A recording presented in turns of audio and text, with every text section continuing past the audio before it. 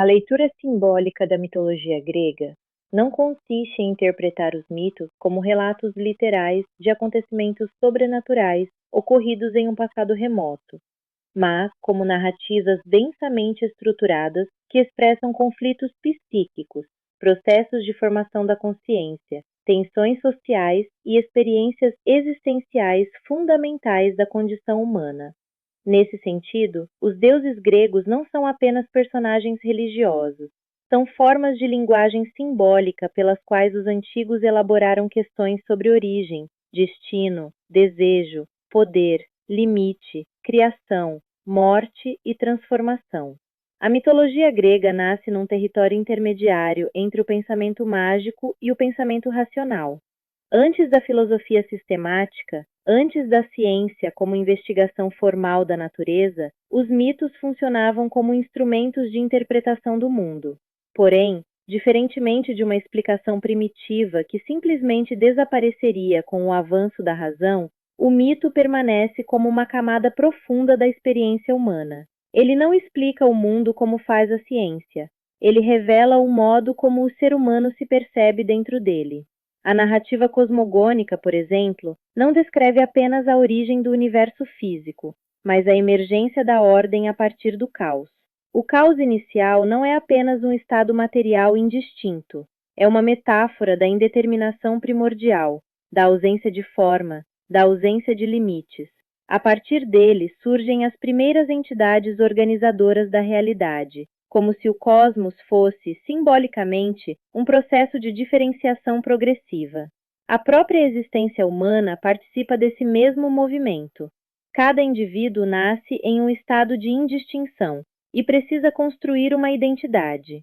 A sucessão das gerações divinas, forças primordiais, titãs e deuses olímpicos, pode ser lida como uma representação simbólica da passagem da violência instintiva para a ordem cultural. Os titãs encarnam energias arcaicas, desmedidas, anteriores à organização social.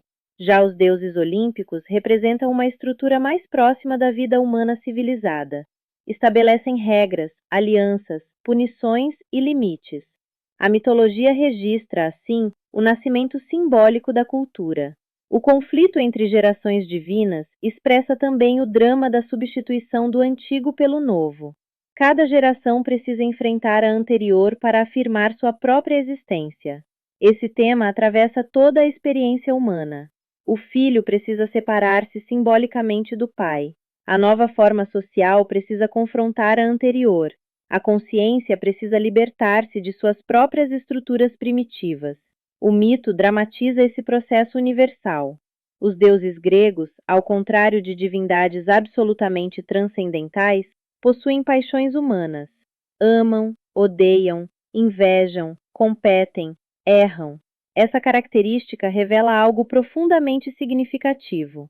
A mitologia grega não pretende construir uma imagem perfeita do divino, mas explorar a complexidade da própria natureza humana.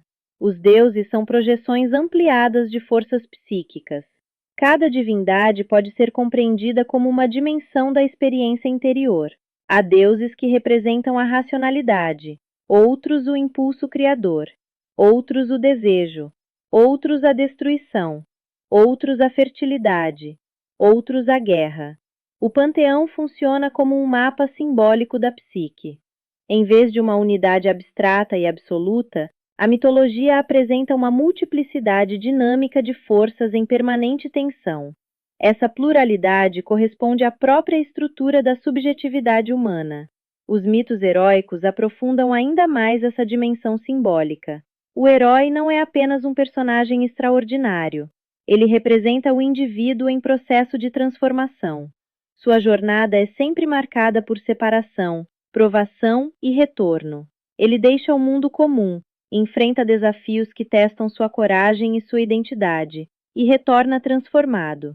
Essa estrutura narrativa expressa o percurso simbólico do amadurecimento psicológico.